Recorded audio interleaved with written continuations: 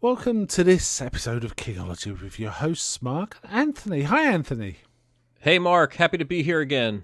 Yes, so we are continuing on the King train, and we are going through 4 past midnight. We've gone through the first two, and we're now on the what's called 3 past midnight, which is the library policeman. Now, can I ask before we get into the story, have you read this before? Never have. I haven't read this far in the collection yet. Okay, I had read this one before, and I had very little memory of it, which led me to believe it probably wasn't. It was either bland or not very good. So I was pleasantly surprised when I actually got into this and found it was way better than I remembered it. So that was quite a nice surprise, actually, for me. How did you find it? Just as a general, how do you think it? What level of quality do you think it was? Very, very high quality. I thought this was really King at his best in some respects. I feel like I kind of have to rate it a little bit on the segments of it. Almost like if you're asking me the quality of like the first, second, or third act of a movie, this one kind of, in that respect, I felt like the opening stretch, the first act, if you will, was the part I enjoyed the most. I enjoyed the whole book, but the reason I enjoyed the first part of it, just as a broad statement, was that it was so funny. I laughed a lot at a lot of the stuff that was going on in that beginning segment of the story. Yeah, it was a lot of fun, and it certainly gets more and more serious as the book goes. It gets darker and darker and more intense, doesn't it? Yes. It's quite the read. It's an impressive story, and not one anyone really talks about. I feel like we've kind of hit a hidden gem here, actually. I That's agree. my feeling on it. Yeah, it's a fairly straightforward story, and it has some associations or similar DNA to some other King stories I found too, which we kind of discussed a little off air, but we'll get into it. Right, so the story is a small town he's I've forgotten what he is. Is he? He's not a lawyer. Well, he's like a real estate and insurance guy. Insurance guy. Has someone. What is it? There's a speech going to be given, but the guy giving the speech has broken his neck, and the story opens with that, which is kind of funny and tragic at the same time. But Yes. It means there's no one to give this speech to the Rotary Club, and he gets drafted in for this speech. Now, he's kind of terrified, but he has got like this office assistant Naomi, who's like the town's office assistant. It sounds like she kind of does a few hours here for several businesses here and there for several businesses in the town. She does some for Sam, and she suggests, well, go to the library and get a book about speech writing. There's lots of things that can help you. So he does, and that's where everything starts to kind of not work for him, but also work for him quite well in both ways. He goes to the library and he gets a very odd feeling when he's there, doesn't he? And the librarian, Ardelia Lortz, is a very odd character. What do you think of her initial sort of characterization? Very interesting. This library character who he meets is just, you know that there's going to be an unfolding of this personality. And that whole interaction, this is another aspect of that opening part of the story, the whole setup that really was gripping. I was kind of in the thrall of King with this whole thing, the whole interaction, him going to a library. By the way, tapping into stuff that for, I think, a lot of us, going to libraries as children, this magical place with all the books and all the kind of a world of wonder to tap into, but also in a way, your first brush with authorities, this idea of having to get a library card and to take responsibility for the books that you take out, and fear of consequences if you don't get it back. And that's going to be a theme in this story of paying the fine. But that's all personified in this woman who, all we know about her in the beginning is she's sort of like the librarian from hell. And we don't know who she is or how this all operates, but we have a very bad feeling about it. Yeah, she does seem a little off and a little control freakish. And one of the things Sam notices when he's there is the very odd, frightening posters that she's got up of. Is it Simple Simon who face of a little boy in a speeding car being driven away, with a terrified face looking out the window. Yeah, and there's a shadowy figure. Exactly. Yeah, instead of the aspirational posters about how wonderful reading is, there are these cautionary, terrifying images of like a little boy screaming as he's being driven away by I guess that's the library policeman who got him, and things like that. Yeah, and he kind of says, when she says that's Simple Simon, he kind of says, that's a bit of a cruel name, isn't it? And she said, that's what the children call him. Not me, it's the children. It's kind of like that. Right. And he has this strange interaction. He notices all these odd posters. And there's a kind of also closed worldy feel. Now, a library is a central setting in it, isn't it, as well? So we're kind of getting a sort of King revisiting that as a place of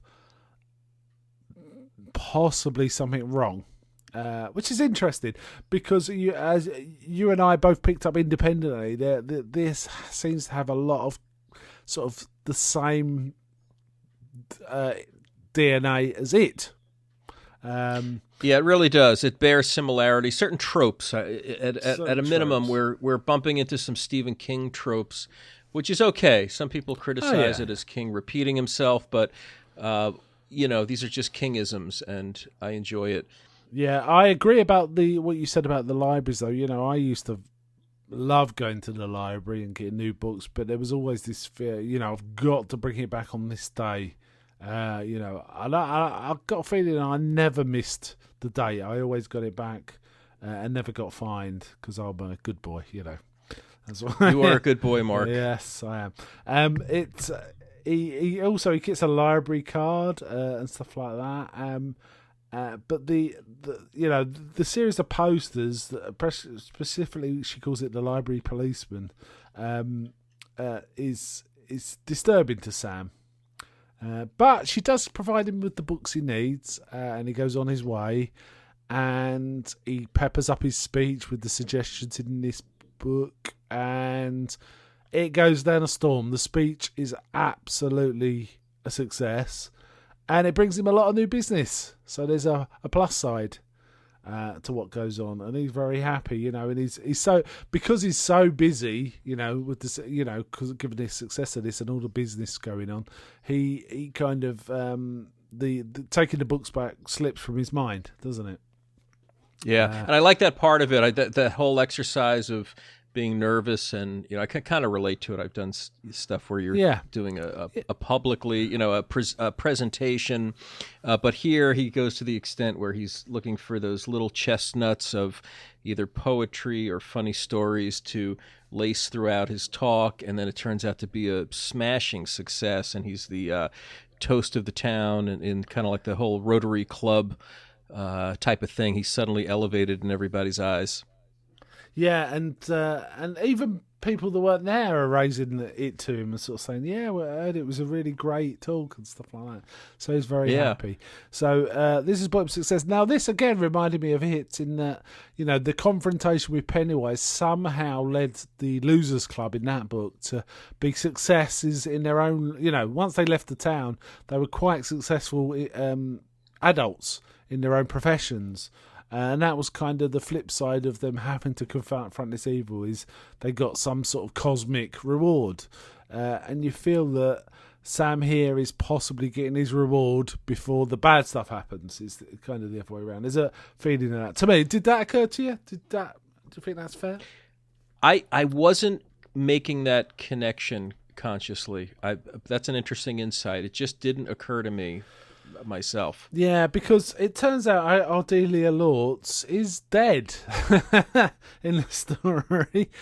We find out, and there's quite a very well written build up. I do like the pacing and the build up that King applies here. It's very well written, where Sam slowly realizes something wrong because no one wants to talk about her, so it takes him quite a while to find out what on earth's going on, doesn't it? No one wants to discuss it with him. So it takes him quite a bit of time to figure out something weird's going on. And we find out she's dead. And when he goes back to the library, it's completely different. It's got a lowered ceiling, a suspended ceiling, so sort of lights, windows high up in the ceiling are no longer visible, and it looks completely different. And he's confused, isn't he? Yeah, it's very interesting, right? So he's speculating that she was a ghost, and the place was like a ghost place. I'm thinking kind of like the way it operates. It's almost like tapping into other times or dimensions or something where he's experiencing an alternative reality. Yeah. And in this case, it was an earlier point with that library and him getting the books. Yeah, which again is kind of like somewhat, I'd say. Exactly. So he then, basically he forgets that he's got to return the books, and he gets a phone call to sort of say, I'll give you 3 more days from Ardelia. I'll give you a few more days, but don't forget. And then he can't find them, and he manages to put it together in his head what happened. He put them in a or either next to or in a box that's used for recycling, and the town drunk or this sort of sad individual called Dirty Dave, which is a bit unfortunate. Dirty Dave, he allows to come in and clear out his papers and do some sort of odd jobs. So he goes and talks to Dirty Dave, who feels terrible about it.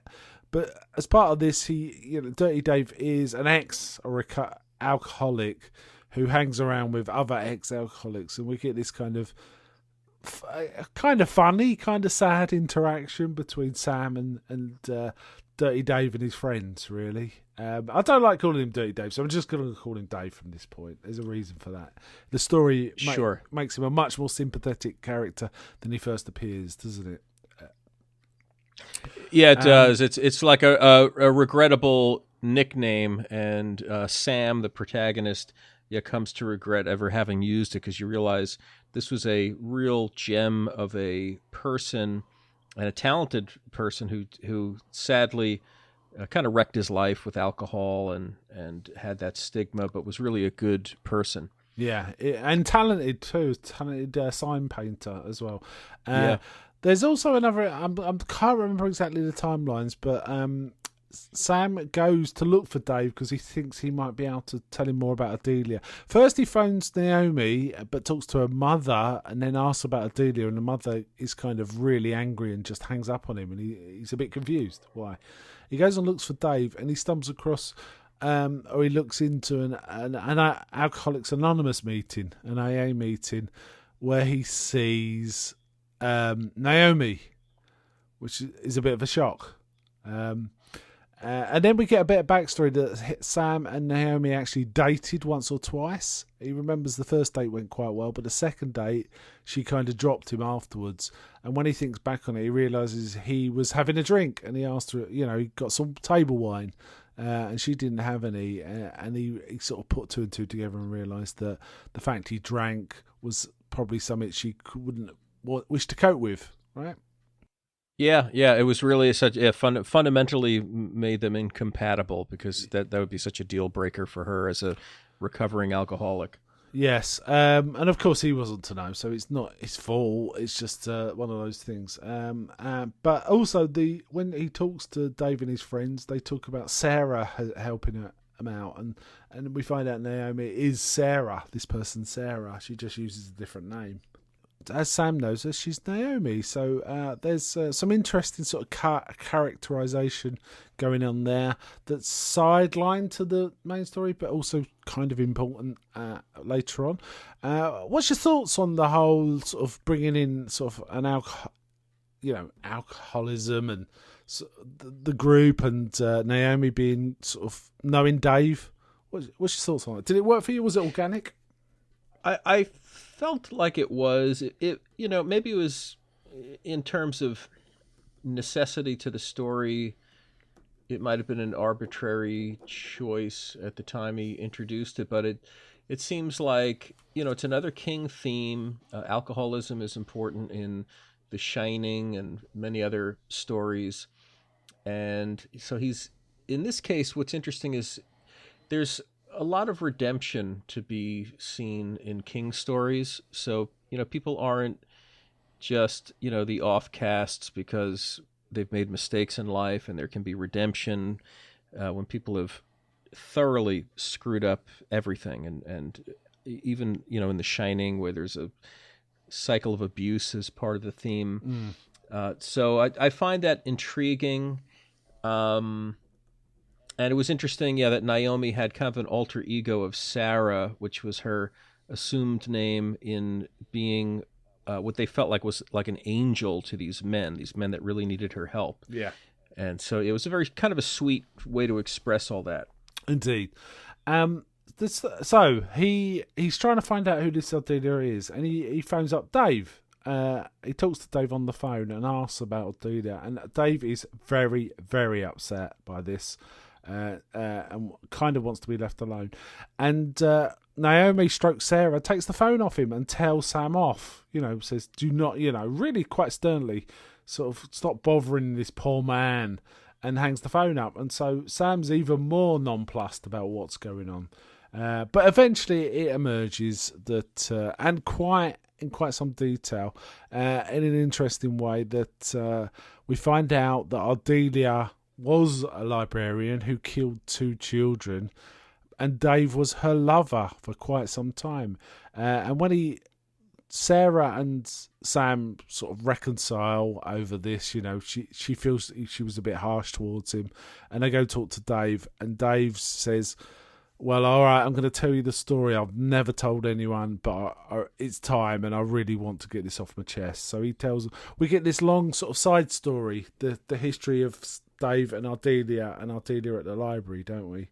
That's really quite impactful. We find out Dave is kind of obsessed with her. She kind of beguiles him, doesn't she, really? Yeah, she's really sort of this siren of a woman. She comes into town and charms the whole town, and pretty much people find her fetching and are at first really, kind of under her spell, so to speak. And then he falls into this kind of illicit relationship with her, but sees really the dark side of her, the controlling, really evil, malignant side of her, and especially as expressed as a librarian, where back to those, nasty posters in the library that Sam would see on his visit in the present. If we kind of put the past and the present together to understand how she operates, and she's really basically going to be kind of like it, feeding on children and their life force. Yeah, and in some respects, kind of feeding on Dave. It's when this relationship starts. Dave's got a good business doing signposts, signs, sign painting all over the place. But as he forms a relationship with Ardelia, he drinks more and more, works less and less, until nobody gives him the time of day. And he kind of just hangs around the library and doing stuff for Ardelia. And he does kind of witness some of the stuff she does. She seems to have a spell over the children. They kind of fall asleep, and she can she will take one out to another room. And when he goes and witnesses it, her face basically changes and becomes like a proboscis, drinking the tears of the child she's mesmerized. So we go in. This is pretty much the deep end of weirdness, isn't it? And again, very much like Pennywise, sucking emotional energy from these children. It feels like. Yeah, a lot of creepy scenes in this retelling by Dave, how she would gather the children around and tell them twisted versions of grim fairy tales. The one in particular about Goldilocks, where she was this terrible child who came in and was putting rat poison in the porridge, and eventually the bears discover her asleep and eat her from her feet up to her head. Really weird, dark, twisted stuff. But the crazy thing is, a generation of kids grew up hearing fairy tales as told by this librarian, and to this day probably think that that's how like Goldilocks and the Three Bears goes. Yeah, that bit reminded me. You probably aren't familiar with the story. It's not that well read. There's a story M.R. James wrote called Casting the Runes, which was made into a film, Night of the Demon. But in the written story, there is a section where this chap Carswell entertains, in quotes, the town children by showing them weird slides and telling them really strange, dark stories that really upset them. In the film, he's a much more avuncular character around children. That doesn't happen. But in the book, or in the short story, he's a quite horrible character that deliberately seems to scare the children. And I felt the connection. I wonder if King read that and sort of interjected it into this story, because King reads widely, doesn't he? That's what he does. Oh yeah. He I think he steals from the best and weaves it in a good way, in the best way.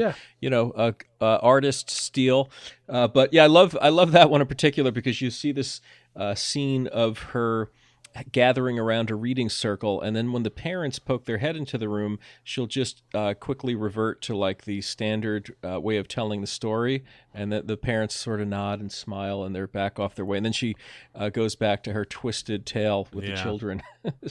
And tells the children not to sign it, and also she has this sense that she knows her parents about going to be coming, so she quickly changes the light. 10 or 15 minutes before the parent arrives, she starts changing it back, so she never gets caught. But Dave is like the witness of this, and she's obviously got Dave in her thrall, and she's not worried about him doing anything wrong. But in the end, she says she tries to get him entirely involved, doesn't she? She says she's going to kill the worst of them, the brats.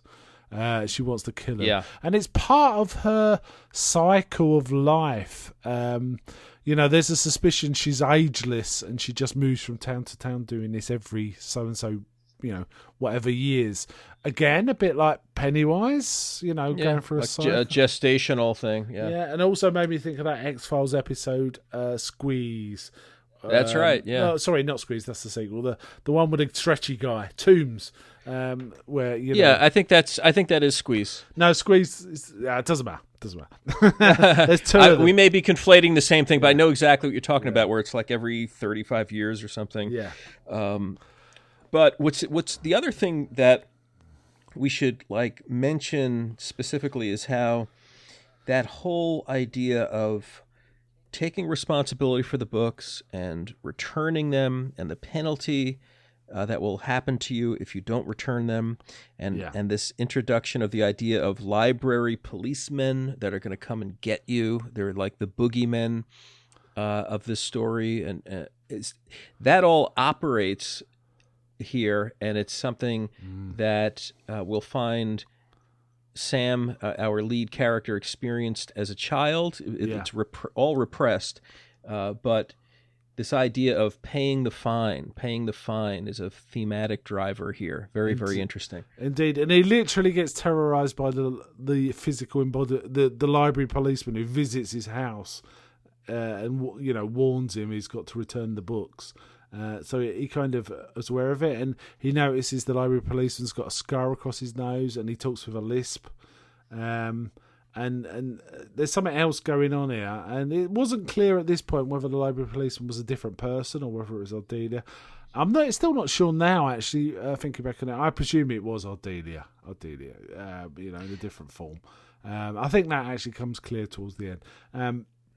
So at that point, I was thinking, it put me in mind of the low men in, what's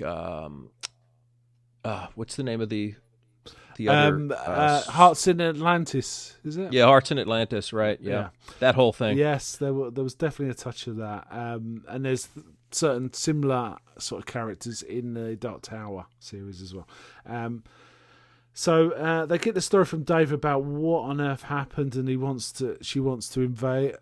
Ardelia wants Dave to kill one of the children. So there's this act of killing the children. Not only does she feed them, she has to kill them at some point. But one of the town deputies kind of starts getting suspicious about her and asking her questions about where she's from and stuff like that, which is really bothering her. She's being frustrated by this, so there is that going on.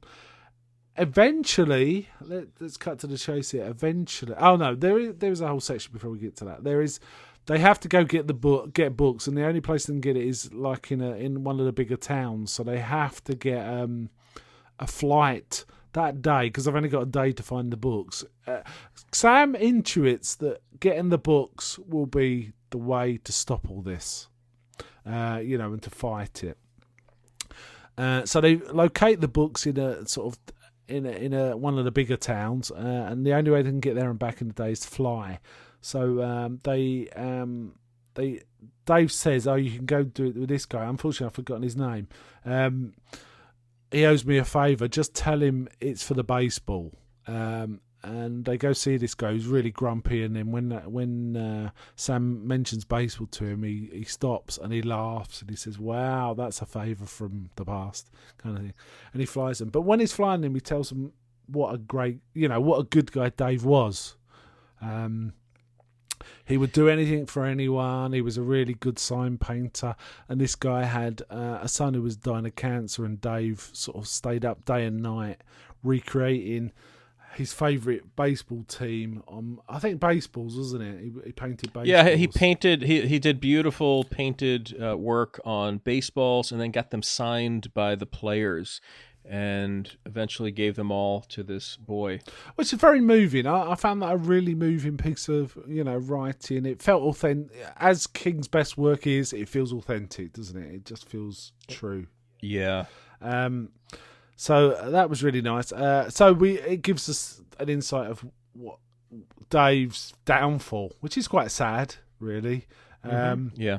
But then there's a mention that you've got to uncover all this, but now you've got to uncover your past. And there's this nagging thing with Sam that this library policeman is more than just something Ardelia's brought up, and we find out some of Sam's past, and he's repressed a memory of something very horrible that happened to him around the library, which I'll get to in a minute. But working backwards, that kind of may be the reason when it was him that Ardelia appeared to rather than anyone else, because he had this repressed memory about libraries. Any thoughts on that? Yeah, very, very interesting. I don't know do we want to get into the exactly what it is, or if that might be a bit of a spoiler, but really traumatic, violating type of episode. Let's just say that the library policeman isn't wholly fictitious. It's based on something that happened to Sam as a small boy. It was quite upsetting to read. And like you say, maybe we shouldn't go into specifics, but it was a very upsetting piece of writing. I was going to say, it was King. I really like King, but he doesn't often get to me. I think this is one of the few of his books that do. I think Pet Sematary does, Apt Pupil does, and It does, and this is a fourth for me that does as well. Yeah, my mind with this one went back also to the novel Bag of Bones. Because there is a reveal of something, a real atrocity, so to speak, from the past. And, that's a theme with all these stories in Four Past Midnight. It's something about the past catching up with the present in all the stories. I think that's what hangs them all I think that's together. a really good insight that hadn't occurred to me. Yes, definitely. It's there in the Langoliers and Secret Garden, Secret Window, or Secret Window, Secret Garden. Yeah. Can't remember what happens in the next one, but we'll see when we get to it, right? But yes, that's very true. It's also something that's used in Gerald's Game, which came after this. Repressed memory as a sort of way, as a channel to find some sort of inner power to use, to help a current situation, something from the past, something bad from the past that helps in the present. There was definitely that. But yes, so the library policeman and Ardelia are the same thing, and he manages to fight. He's got the books, and he actually hits Ardelia with the book, doesn't he? In a bit like in it, they use the silver dollar bullet to shoot Pennywise, and it works because they believe it'll work, not because it is actual a thing that will kill Pennywise. It's belief that something will work, that it does it. I guess it's like crosses and vampires, right? It's kind of like that kind of thing. Exactly. Yeah, so very much like it, that idea of both it and Salem's Lot, that trope of like in presenting a crucifix to a vampire. In some stories, it won't work if there isn't faith invested in it, and then in it, when they were slingshotting the silver at it. All these things really operated on the belief in it, and then, like it, a rejection of the fear of, King. A lot of this stuff, a lot of his great themes has to do with bullying, and the idea of standing up to the bully, not enabling their tyranny, not empowering it by being fearful. A lot of great stuff, and we see that operating here. Yes, and I really like this, and we get this chance. Dave gets a redemption here. Not only gets to get a chance to tell his story, he actually saves Sam, doesn't he? It kind of helps against Ardelia, and they manage to. Yes. Sam manages to be. Basically, we find out that Ardelia wants to possess Sam. Is what's going on. So they managed to defeat her, but then there's like this coda section that doesn't really need to be there, but it's fine, where we find that somehow Ardelia has attached herself to Naomi in like physically as a weird growth. I think it's on the back of her neck. Yes. So and again, Sam realizes this, but they manage again to overcome Ardelia, remove the growth, and throw it under a train. So it gets squashed. So that's the end of Ardelia. And I think Sam hears in his own mind her screaming, right? That's right. Again, parallels with it, where the more you stand up to it, the physically smaller they get at some points, and then in that final scene, he can hear her sort of shrieking and screaming in fear, but. Yeah, really good. I liked that coda scene because there's redemption for the relationship between Sam and Naomi, because I liked how there was this kind of unblocking of the relationship. How, in life, the older you get, the more we may have hang-ups and things that seem to close off possibilities, and then emotionally, we would want the two of them to get together, and to see that impediment busted loose is another thing that makes it a satisfying ending. Yeah, it does. It's the beginning of a relationship between the two of them, and they sort of that happens a little before. It doesn't happen right at the end. It happens just before the end, really. But this is the final seal on it. It does. But she's still not quite. Believing that she can have a relationship with him, it seems, at the end. It was lovely. It was lovely, actually. I really like that bit of it. So let's talk about the book overall. I really like this book. I thought it was a great little story. I thought it was great. You think about the possibility, had he expanded this to a full novel length, it might have been, a really strong novel, and something that might have been more enjoyable than, say, Tommy Knockers or something like that. It's kind of funny how some of these things are just shy of novel length, and they wind up in collections. And sadly, this one really rather obscure, and sadly so, because it's such a good story. And one of the few that hasn't been made into a film or a TV series. It's like, apart from the Langoliers, this. Oh no, there's been 2 films from this collection, but we've already covered those 2 stories. The last 2 haven't been sort of touched anywhere else. But this is a real. I really like this. There's not much more to say, really. This was a really nice one. It was well written. King was on full King form. It's nothing. I really haven't got much complaints. My issues are small. There is that one very upsetting scene, but it's necessary for the story. It's not tasteless in any way. I don't think it's just tragic, really, and quite I agree. moving. Yeah, I agree. It was rough stuff, but it was handled well. Yes, it was. So I think we could say we both like this, right? Absolutely. Any final thoughts on this before we wind down? No, I would just tell people to read it. By the way, I quote unquote read it via the audio version.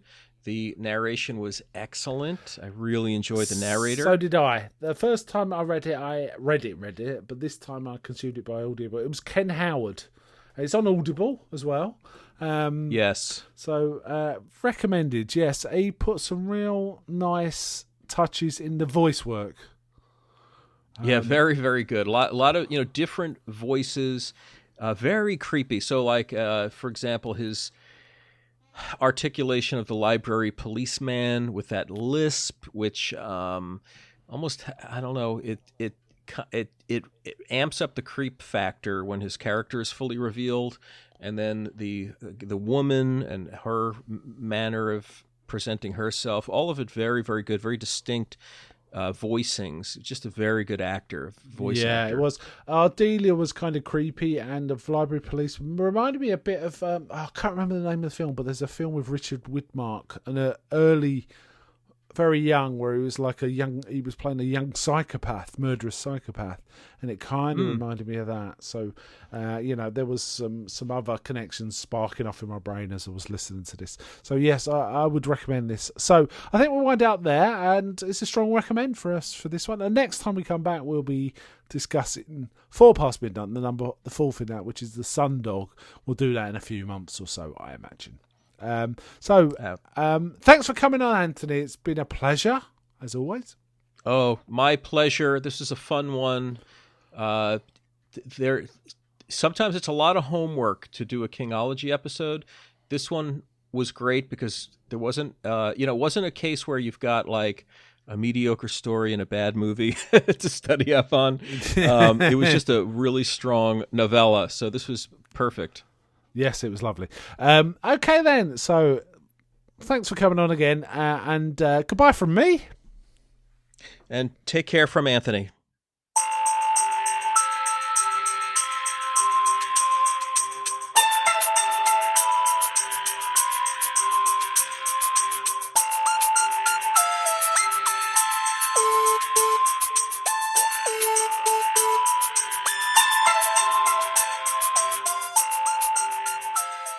Hail to the king, baby.